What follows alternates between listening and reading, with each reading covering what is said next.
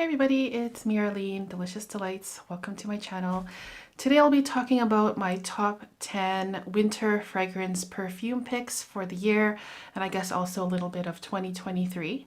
So they won't be in any specific order, but I'm going to leave my top 3 picks to the very end of the video. So let's just jump right in. The first one I want to talk about is from the house of Giorgio Armani, and it's called Sea Intense. So this is the 2021 version. They have came out with a version some years ago that came in a black bottle that's also called Sea Intense, which does make it a little bit more confusing. But this is the 2021 version, one of my most favorite releases from that year. And this one basically smells like a gorgeous, sweet, syrupy black currant. I love the note of black currant in perfumes. There's also rose in here and then patchouli, and it does come off quite heavy and dense, but I really think it's beautiful for the winter time. I'm not sure if I would wear this in warm weather because of how heavy it feels, but it's a beautiful scent, Sea Intense from Armani. The next one here is from the house of Bottega Veneta. Very underrated house. This is called Bottega Veneta L'Absolu. So this is a flanker of the original Bottega Veneta, and this one here is a leathery scent that is very heavy and deep, rich, dark. There are some floral notes in here. There's patchouli, and it comes off as a musky, smoky, smooth, suede leather scent. But underneath all of that, there's this beautiful vanilla note that does kind of peek through here and there, giving it a little bit of a nice, subtle sweetness. It makes me feel like a boss lady whenever I wear this, and I do think that men can wear this as well. Next up is a very, very popular scent from the house of Chanel. It's called Coco Noir. So Coco Noir is another fruit chouli scent, but it's a very complex one. It starts off quite citrusy and bright, but then it starts getting darker as it dries down. It comes off spicy, sweet fruitiness, and also there's rose in here and patchouli, giving it a little bit of an earthy feel, and some sweetness from vanilla and tonka. So there's a lot of things going on in this scent at the same time. This is a beautiful, elegant, classy scent that is a staple, I think, in all women's collections. Next up, we have a new one in my collection. This is from the house of Guerlain, and it's the newest flanker of Shalimar. So this is Shalimar Millesime Tonka. Now, I've said it many times on my channel in the past that I have struggled with the original Shalimar.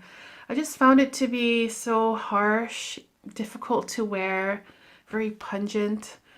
With the Millesime Tonka version, I do get a little bit of that Shalimar DNA in here, but they've toned it down a lot, and they've added some beautiful notes like vanilla and tonka, of course. There's also a beautiful smokiness in here as well. I'll probably review this one sometime in the near future, but I just find this one to be a very wearable version of Shalimar.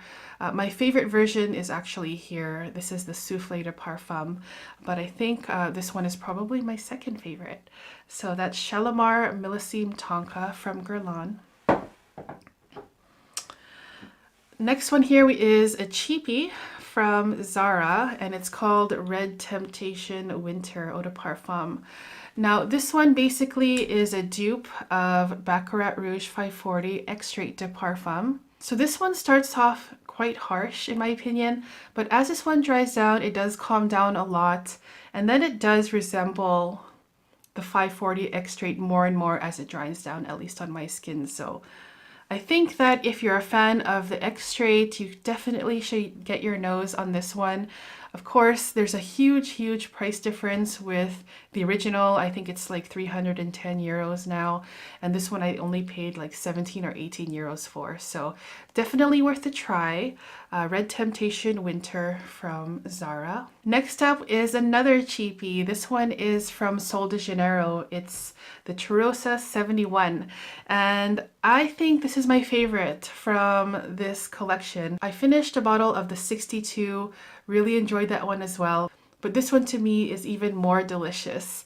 This one is caramelized vanilla and macadamia, but on my skin, it reminds me of buttered popcorn straight from the stovetop or the microwave, and then drizzling some caramel, like Werther's Originals melted down, put it all together. It's so sweet and warm and delicious.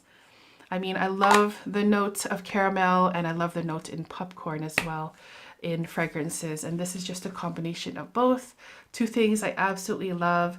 Definitely want to try if you are a gourmand lover, especially because it's a very inexpensive scent. It's a fragrance mist. Hopefully they make a perfume version of this in the future. But yeah, it's a beautiful scent that literally makes my mouth water. So that's a Cheirosa 71 from Sol de Janeiro.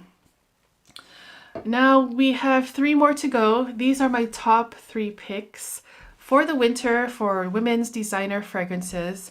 In number 3 spot, we have Dior Hypnotic Poison Eau de Parfum. This is, of course, the flanker of the EDT. Does not get the attention I think that it deserves. I mean, I love the EDT, but this one is also such a gorgeous scent. It smells like vanilla and almond, just like the original, but also there's some licorice notes in here. It does come off quite darker and deeper, and it's just a fantastic scent. I love wearing this one on clothing because it just sticks onto my clothing for a very long time. Very sweet and just so sexy and mysterious in my opinion. So that's Hypnotic Poison Eau de Parfum from the House of Dior in number 3.